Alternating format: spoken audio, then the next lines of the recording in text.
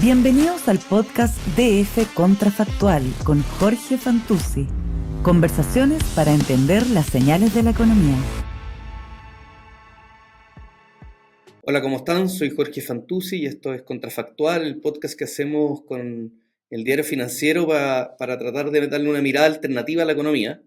Y la mirada que queremos ofrecerle hoy día a los que nos escuchan es una mirada al mercado laboral, ¿no? Y con algunas precisiones, algunas miradas especiales al mercado laboral. Y para eso tenemos como invitado a José Tesada. José es doctor en economía del MIT y es director de la Escuela de Administración de la Universidad Católica. Así que, José, te queremos dar la bienvenida y agradecerte por acompañarnos en el capítulo de hoy. Súper, muchas gracias, gracias por la invitación, Jorge, así que un gusto estar acá para conversar. Oye, José, yo en la introducción decía que queríamos darle una mirada especial al mercado laboral, podemos decir un doble clic al mercado laboral. Ujú. Mucho se ha hablado, ¿no es cierto?, que estamos en una emergencia laboral por, en el fondo, post-pandemia o crisis. Pero hay un tema en particular que se ha estado comentando especialmente en los últimos días, a principios de junio, para los que nos escuchan con rezago, que tiene que ver con la informalidad y tiene que ver con, además, la inmigración, el empleo de inmigrantes. Entonces, Ujú. quería que tocáramos los dos temas tal vez un poquito por separado y después a ver si lo vamos juntando.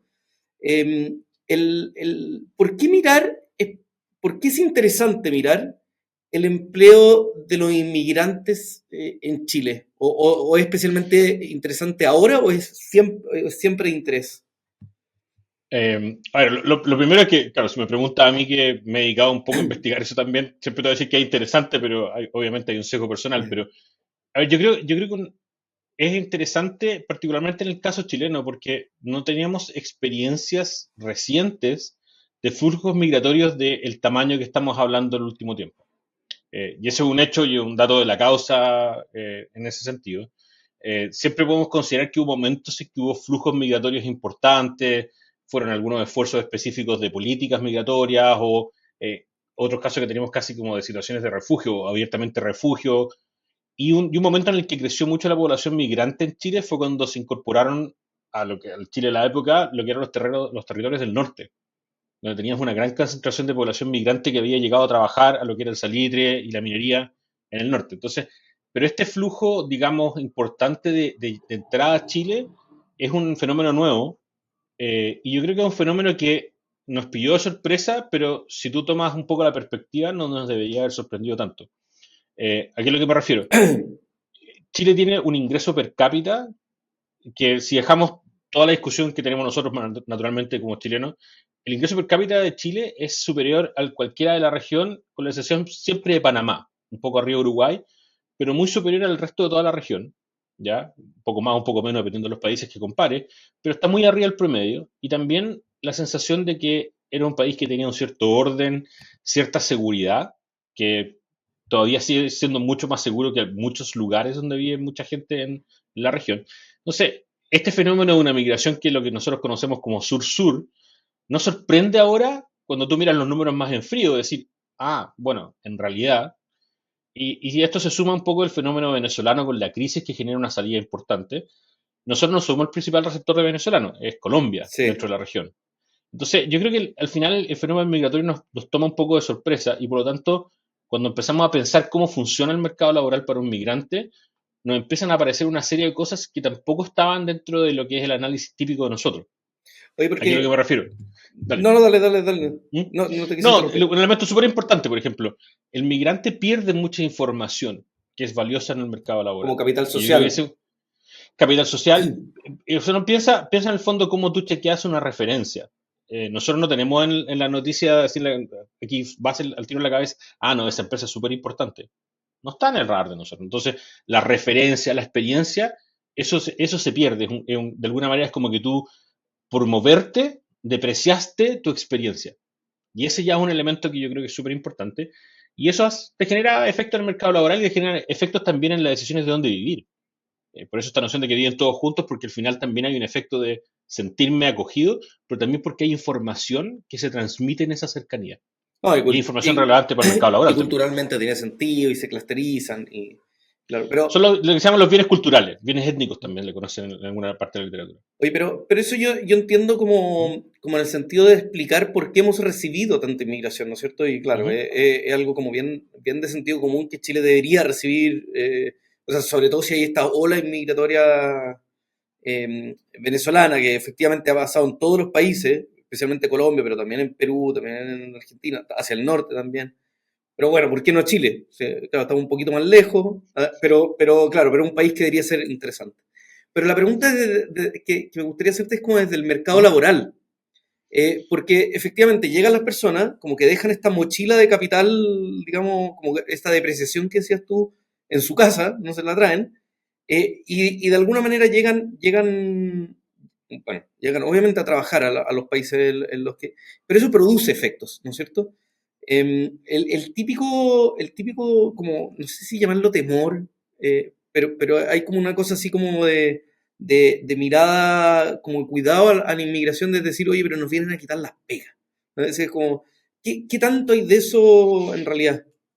Bueno, yo creo que eso es lo que me refiero con que nos sorprendimos y tuvimos que ponernos a pensar qué pasaba. Yo te diría que hay dos efectos iniciales que es lo que tenemos que estar pensando. Uno, esta salida y esta pérdida, digamos, de alguna manera de referencia o esta como depreciación, entre comillas, si lo queremos pensar de, podemos llamarle capital humano o lo que sea, te genera que es muy común que el migrante termine al final ocupando redes para poder encontrar empleo. Ya. Entonces, por eso te produce migración en cadena, o te produce, por ejemplo, lo que pasa muchas veces en otros países, que tú tiendes a ver que hay concentraciones ocupacionales de distintos países en distintas ciudades, por ejemplo. Entonces, si tú lo buscas, hay mucho en Estados Unidos documentación de que ciertas nacionalidades están muy concentradas en ocupaciones específicas, pero esas no necesariamente se repiten de ciudad a ciudad. Y hay un efecto un poco de migración en cadena. Entonces, te empieza a aparecer toda esta necesidad de funcionar en un mercado laboral donde tienes falta de información y por lo tanto empiezas a funcionar con redes. Pero al mismo tiempo se te produce el fenómeno de que tú estás llegando a una migración económica, que en gran parte eso es lo que te ocurre en Chile, o en busca de mejores oportunidades, si lo queremos pensar, y a veces en situaciones algo precarias en términos de documentación o de la posibilidad de buscar ex ante un buen lugar donde aterrizar en términos de trabajo. Oye, pero, Y ahí lo que... déjame, Dale. para ¿Mm? entrar a la precariedad en un ¿Sí? minuto, pero te quería preguntar por esto como de los clústeres de oficio que estamos hablando. Ujú, Esto lo voy a caricaturizar un poco, perdón a todos ujú. los que no quiero ofender Dale. a nadie, pero esto es lo típico, digamos, de los árabes con los textiles, los italianos con los ferreteros, los españoles con los panaderos. Toda esta cosa como media caricaturesca que tenemos de estereotipo por nacionalidad viene por este fenómeno. En parte. Hay alguna también que viene un poco por tradición, que en el fondo tú puedes pensar que vienen diga mucha gente que viene de un país minero, es natural que terminen en minería. Claro. Pero también te aparece esto que se empiezan a producir concentraciones extrañas en el sentido de que, por ejemplo, lo que ocurría en muchas partes en Estados Unidos, ¿por qué te ocurría que, por ejemplo, los dominicanos principalmente manejaban taxi en tal ciudad, pero iban al otro lado y trabajaban en otra cosa? Y es porque a veces te producen fenómenos específicos que se produce este encadenamiento. Y eso refleja que están funcionando entre ellos, se están transmitiendo redes. Claro. Hay información. Entonces, claro, oiga, don Jorge, pucha, tengo un primo que tiene buena referencia, o tengo este vecino que llegó ahora, ¿por qué no lo vemos si usted tiene a alguien que lo quiera contratar? Y a veces termina contratando la misma empresa. Entonces, Perfecto. ese mecanismo de red está ahí. Y en ese proceso también, lo que te ocurre es que como se pierde mucha digamos, la información que tienes respecto del trabajo, de la experiencia, terminas con subempleo Ahí está o lo de con la empleo. precariedad que estamos comentando. Entonces y esta es una precariedad que puede ser escondida, porque lo que tú puedes terminar teniendo es una persona que tiene un trabajo formal, pero que está en una ocupación que no se condice con el acervo de capital de experiencia que tenía o con el nivel profesional que tenía, porque también te cuesta saber si viene de alguna universidad o un instituto profesional que tú puedas entender, o porque los títulos no tienen nada que ver. O sea, darte ejemplo súper concreto, los ingenieros comerciales creo que son una peculiaridad chilensis absoluta. Ujú. Entonces, afuera vienen de licenciados en administración de empresas, economistas. No existe esta noción del ingeniero comercial, por ejemplo, casi en ningún lugar. Entonces, se producen hartas cosas de ese estilo. Entonces, terminas con obviamente hay gente que termina en trabajos de autoempleo o en trabajos informales, ¿ya? Porque también ahí en el fondo se te hace fácil entrar y de alguna manera, como, entre comillas, emprender rápidamente un trabajo. Pero también tienes gente que termina a veces subempleada y que de alguna manera va ascendiendo y va recuperando ese capital que perdió. Entonces, también estas como migraciones rápidas, de salida casi que de huida, tienden a tener a veces algunas características medias de refugio. no vienes con los papeles, no hiciste la búsqueda de trabajo antes, o fue una búsqueda de trabajo muy precaria, y eso te produce esa sensación de que tienes al inicio, que si tú empiezas a mirar los números, te empiezas a dar cuenta que muchos migrantes, y especialmente los más recientes, están de alguna manera, como entre comillas, subempleados, en el sentido que están en ocupaciones que su nivel educacional te diría que en promedio deberían estar más arriba si fueran Claro, nacionales, o si claro. fueran migrantes que ya llevan más años. Ceteris paribus, digamos. Ceteris Si, paribus si deberían te le estar. das lo demás, Claro. podría estar más arriba. Es re difícil mostrarlo así, cuantificarlo, pero tú miras los números y te dices, mira, la diferencia es 20, a No, lo mejor 10 es y aparte que una cosa. algo, conversando un rato, digamos, con gente en la calle, uno se da cuenta de eso, además. Es bien, de nuevo, como de sentido La común. caricatura del ingeniero nuclear ruso manejando un taxi en Nueva York, que esa es la típica historia que tú le escuchas a mucha gente. Pero eso es una caricatura, pero yo lo digo súper en serio. O sea, si uno conversa, digamos, con la gente en general, en la calle, te aparecen ese tipo de historias. Yo te quería preguntar por esto del desplazamiento que te decía. Entonces podemos entender que puede haber cierto tipo de desplazamiento, pero sobre todo desplazamiento de trabajo, me refiero a los locales, pero sobre todo entonces estamos pensando en trabajos que son en promedio de más baja calificación, lo que sería blue collar en la literatura. Hay. Yo te diría que hay dos efectos que son generales. Lo que tienes que primero pensar es que un concepto económico, básicamente, ¿qué tan sustituible es un trabajador nativo por uno inmigrante? Uh-huh. La noción básica, en el fondo, es si pueden hacer exactamente lo mismo o no, si hay alguna diferencia. Entonces, aquí es donde empiezan a aparecer, por ejemplo, elementos específicos. En Estados Unidos era muy común de que, en la medida que la inmigración de baja calificación era inmigración latina, el lenguaje era una barrera. Y te aparecía en el fondo la figura que muchos documentaban, de que, por ejemplo, en cuadrillas de construcción, el que hablaba inglés era el jefe de cuadrilla, o el que estaba a cargo de hablar con la persona de la casa, la que le estaba haciendo el hoyo en la calle. Yeah. Y el resto se dedicaba a picar y conversaba entre ellos en el idioma que podían hablar entre ellos. En Chile esa barrera no está.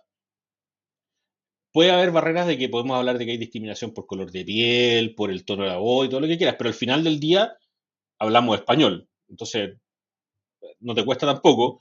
Entonces, esa barrera, por ejemplo, no está. Pero lo que sí te ocurre, que es un elemento que yo creo que no hemos mirado mucho en Chile, que es interesante pensarlo, está la noción de que hay ciertas cosas que las puedes hacer de una manera o de otra, o podrías no hacerlas. ¿Ya? Y está muy relacionado también al concepto de cambio tecnológico. ¿En qué sentido? Cuando tú tienes más trabajadores disponibles, te puede convenir al final del día ejecutar ciertas cosas que antes no las ejecutabas o que hubieras mecanizado Okay. y que no hubieras tenido estos trabajadores disponibles. ¿Qué efecto tiene eso? Dos efectos. Uno, se crean ocupaciones o se abren ocupaciones que hubieran estado cerradas y eso te disminuye la presión sobre el mercado laboral. Porque implícitamente lo que hace es como si tú expandieras la demanda por trabajo. Pero eso de alguna manera Te reduce la presión en los salarios. exactamente, ¿no es cierto? Que el punto que de nuevo, este como temor en la inmigración, digamos, pues, tiene entonces este correlato, Claro. por lo menos. Y lo otro es que también hay un desplazamiento aparte de los locales. En Estados Unidos hablan de la noción de la pista de patinaje en hielo. Y que tú metes a alguien adentro y como está llena, salta alguien para el otro lado. Se sale, se cae afuera de esto. Ese desplazamiento natural que ocurre muchas veces se da tanto geográficamente como también en ocupaciones. Hay ciertas ocupaciones en las cuales es más probable que termines contratando a alguien que sea local.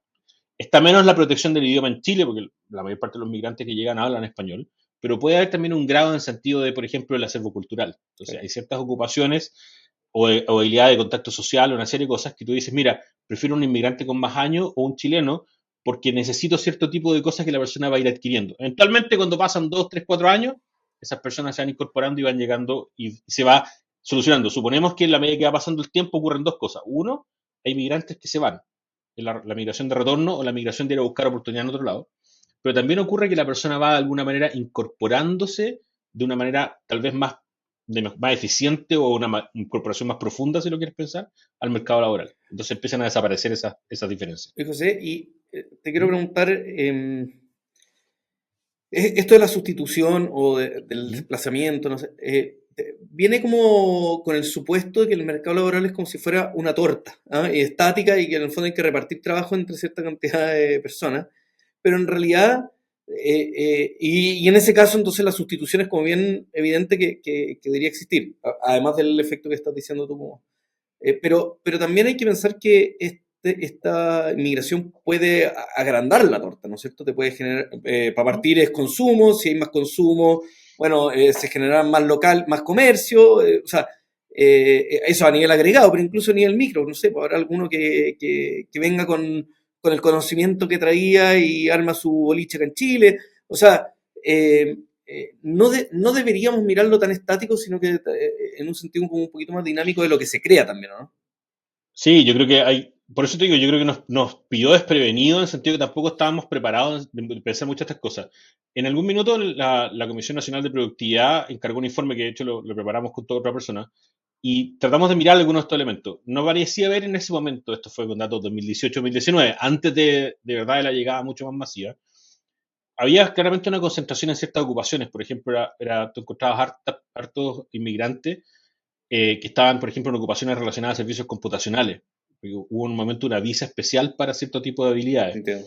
Te aparecía también, por ejemplo, servicios personales, servicios domésticos. O sea, había ciertas ocupaciones que se expandieron, que yo creo que también es importante pensar de que la torta o el menú de torta se agranda, se expande y ese es un primer efecto dinámico que se relaciona al que te mencionaba antes. Hay ciertas ocupaciones que empiezan a aparecer.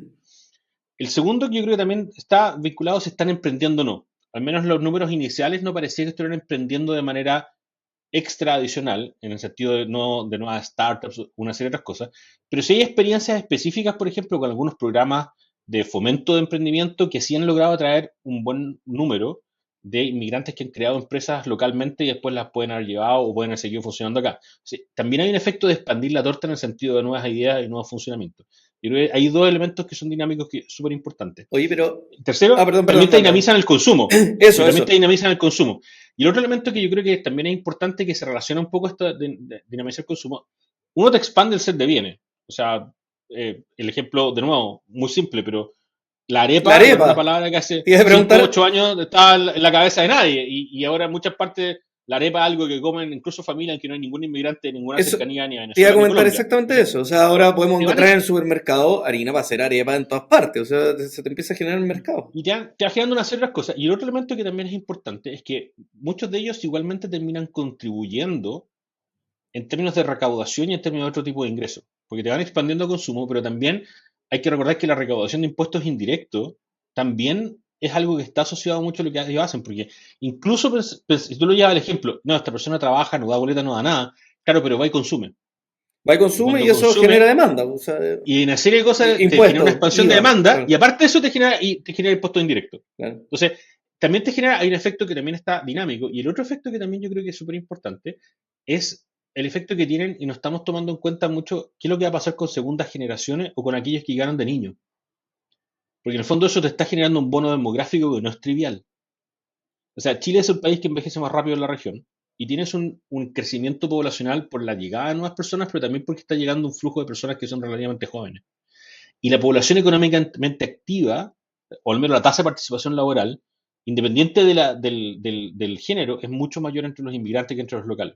Tú tienes un bono demográfico y un bono en el mercado laboral que no lo podemos obviar tampoco. Y eso es un efecto que no se discute mucho porque pensamos que no, que se refleja en una caída de salario. ¿Puede haber caída de salario en algunas ocupaciones y en algunos segmentos? Sí, pero también pensemos el hecho de que tenemos más trabajadores disponibles y que hay una generación más nueva que está llegando y que está empezando a crecer, se está educando y también nos está planteando desafíos en ese lado. Entonces, cuando tú lo piensas dinámicamente, te empiezan a aparecer todas estas cosas. Sí. Ocupaciones nuevas, ocupaciones que no la hubieras tenido, bienes que no hubieras tenido. No, y te empieza a aparecer como un efecto sustitución y el efecto ingreso también. Entonces ahí como que es difícil distinguir. Oye, pero te quería preguntar por los tipos de inmigración, porque claro, cuando hay una ola inmigratoria, tú dices, bueno, llega gente tal vez como los con altas habilidades, no sé cómo traducirlo, pero alta calificación, sí. Es más, van a llegar y dejan su mochila, se deprecia, ¿no es cierto?, esa calificación y llega, ya, pero cuando la inmigración es masiva, supermasiva, también llega gente que en su país de origen era de baja calificación y llega más deteriorado todavía a su... Entonces yo no sé si hay como olas, una pregunta, olas como migratorias como de alta calificación, baja calificación, mezcladas, sí. Buena pregunta. A ver, yo te diría, pensémoslo, yo creo que hay dos dimensiones que importan acá. Un poco cuadrada la explicación, tengo una matriz de 2x2, pero pensémoslo en dos dimensiones. O sea, uno es en el fondo es una migración muy planeada, muy preparada, versus una migración que es básicamente un refugio. arrancar, ponte tú, de un fenómeno natural, de una crisis política de proporciones gigantes. Entonces, ahí hay con mucha premura en un lado y una con mucha preparación extra. Y lo otro es el nivel de calificación de la persona, que también está vinculado, yo te diría, a cuánto de esto se pierde al momento de moverse. ¿Ya? Porque hay ciertas ocupaciones y ciertos movimientos que tú puedes minimizar la pérdida, porque, por ejemplo, buscas con tiempo la ocupación y buscas con tiempo cambiarte. Déjame un ejemplo súper súper puntual. Por ejemplo, alguien que está trabajando en el sector financiero y que dice, me gustaría probar ir a trabajar a Europa, y busca con tiempo Claro. trabajo para irse a Europa, puede que no pierda mucho. Pero si tú sales arrancando, sobre un jardinero y sales arrancando, chuta, no Pierdes tienes todo. referencia, no tienes nada. Pierdes todo lo que es ese como el extra. Tienes la habilidad, pero no tienes cómo mostrarla. Yo creo que lo que nos ocurre a nosotros es que tuvimos por un tiempo una migración, digamos, con un poco más de preparación, de tiempo de prepararla, de buscar a lo mejor trabajo, de tener gente acá que te los podía recibir, que te podía ayudar a buscar trabajo. Y pasas a un momento en el cual se genera una mezcla que empieza a tener componentes que empiezan a aparecer refugios. No estoy diciendo que sean refugiados los que llegaron, pero empiezan a tener mucho de eso. Entonces tienes, por ejemplo, un número no trivial de inmigrantes que llegaron y no tienen manera de poder revalidar documentos en su país de origen, Claro. por ejemplo. Y llegan sin haber podido buscar un trabajo. Y ahí donde eso se te mezcla, yo creo que el elemento extra que está ahí es que la frontera chilena es muy porosa. Y es porosa por condiciones geográficas. No estoy diciendo que es porque nos faltó muro. Es porque si tú piensas en el norte, son muchos y muchos kilómetros en que las personas pueden pasar caminando a menos que tú o hagas un muro, una fosa, o le vemos la cordillera a 20.000 metros de altura. Entonces, cuando se te produce eso al final y tienes el magneto de que tienes buenas condiciones, que tienes empleo, te va a traer una fracción de gente que igual va a querer llegar. Entonces, yo creo que se nos mezcló un poco que justamente la gente que empieza a veces a salir hacia el final pueden tener menor calificación. Hay De modelos que hecho, te en Chile, permitirían explicar en eso Chile como y te que llegan es- descuidadamente, ¿cachai? está este cuento que yo no sé si está tan validado en datos, como ¿Mm? que la primera ola venezolana, como que llegó gente que estaba viajando más lejos, entonces que era gente como de mayor calificación y que cuando ya explotó el tema y empezaron a llegar los últimos, ahí llegó una ola como... estoy pensando en especialmente en la migración venezolana, digamos, por la crisis que tienen allá. Hay algunos números que apoyan eso. Yo te diría que hay algunos números que apoyan eso, sobre todo porque la migración es costosa. Entonces, de el fondo, prepararse para poder migrar ordenadamente requiere tener cierta cantidad de recursos también. Y por eso que importa quién te recibe. Si tú Claro, vas a llegar a un lugar que tienes buenas referencias o no. Por eso que tiene que haber también este efecto de que cuando ya hay una concentración de entiendo. migrantes, es más fácil que Más lleguen más. fácil. Entonces, si te produce una mezcla hay modelos que te dicen cómo es la selección y efectivamente tú podrías armar historias en las cuales, y probablemente podemos ir a ver los datos, yo no me sorprendería que tú empecemos a mirar los datos y algunos números sugieren que primero llegaron gente con mayor calificación, pero también es cierto que mucha gente con mayor calificación también podría irse a Estados Unidos o a Europa, si podía mirar ordenadamente. Entonces hay que tener cuidado porque a veces estos relatos es como si Chile fuera el único lugar del mundo donde se podrían haber ido.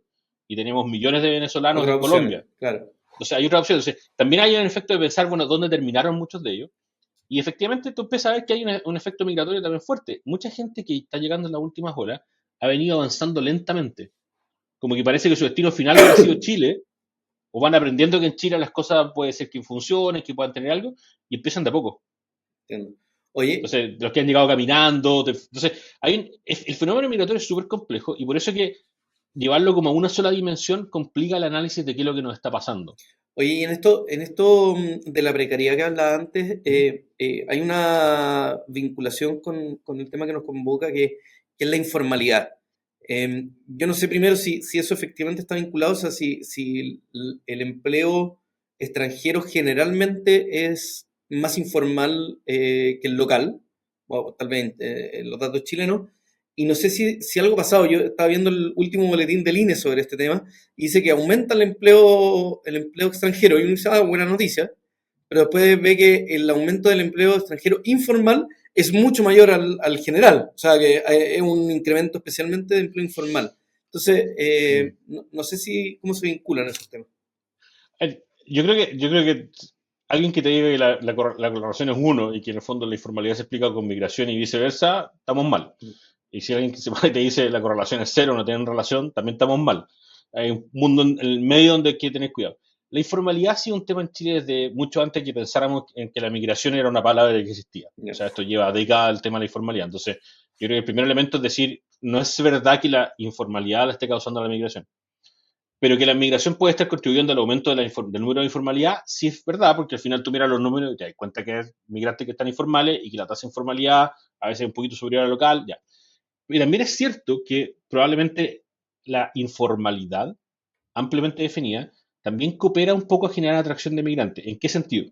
Piensa el migrante que llega con una ocupación, que tenía una experiencia de calificación mediana, a lo mejor relacionada a una ocupación técnica, no un título profesional, y llega acá y necesita empezar a funcionar, necesita empezar a pagar las cuentas, necesita empezar a echar a andar lo que es su vida o la familia que está. Cuando tienes la posibilidad de trabajar informalmente, que no necesariamente significa ilegal, porque puede haber, hay ocupaciones informales que son perfectamente válidas, entonces, claro, empieza a funcionar. Entonces, en esa precariedad de la que hablábamos antes, la informalidad se transforma en una válvula rápida de ajuste, que puede ser transitorio o más permanente. Entonces, es natural que la persona esté ahí y esta capacidad de empezar a funcionar en este mundo también significa que tú tienes al llegar, no quedas completamente desnudo, sino que tienes una opción de empezar a funcionar. Y por eso, claro, que tú empiezas, si lo empiezas a pensar, quémonos, es, es, me da un poco lata lo que voy a decir, pero piensa en el fondo qué tan costoso es para una persona totalmente honesta decir, sabe que yo llego acá, voy a empezar a buscar trabajo, pero mientras tanto voy a hacer delivery. O sea, lo que te viene ahí atrás es una herramienta de trabajo para un delivery. Claro. No es que esté haciendo delivery, yo no nada malo para hacer delivery, pero te consigues una bicicleta y si estás dispuesto a pelear con una mochila al hombro, tú Ya puedes hacer pues. delivery.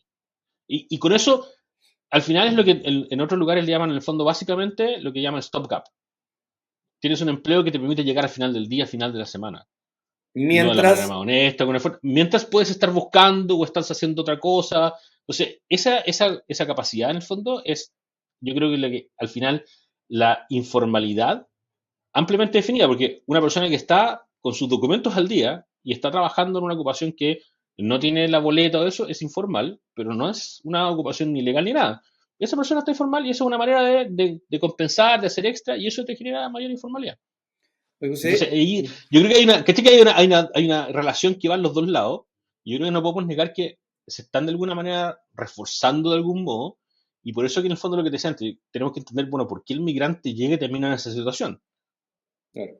Oye, tenemos que ir cerrando, pero te quería ¿Mm? hacer una última pregunta que tiene que ver con la reacción. ¿Ah? Supongamos que ¿Mm? hacemos bien el análisis que estás diciendo tú recién y entendemos las razones por las que llegan, entendemos además algunos de los efectos, por ejemplo, en la informalidad o incluso este tema de los clústeres o precariedad en general.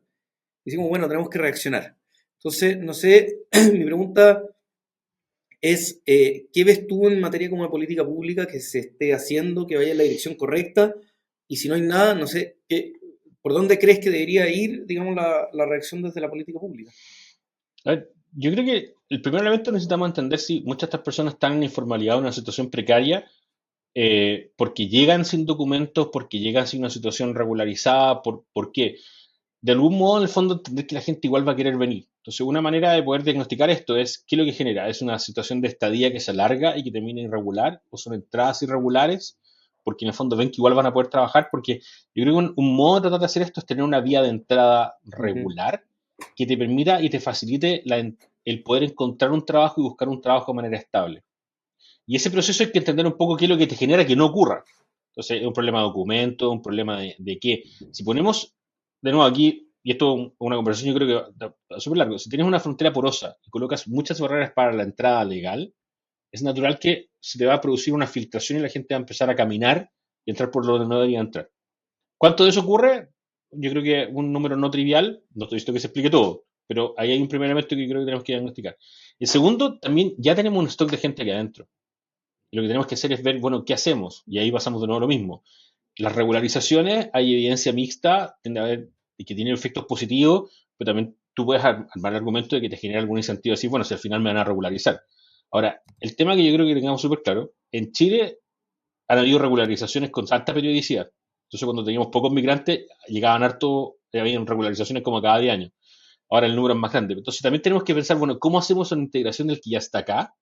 Limpiando lo que tengamos que ver en el sentido de, bueno, cuáles son los antecedentes, entender la entrada y lograr hacer eso. Creo que ahí son dos elementos que son importantes. Tenemos que entender eso y lograr hacerlo.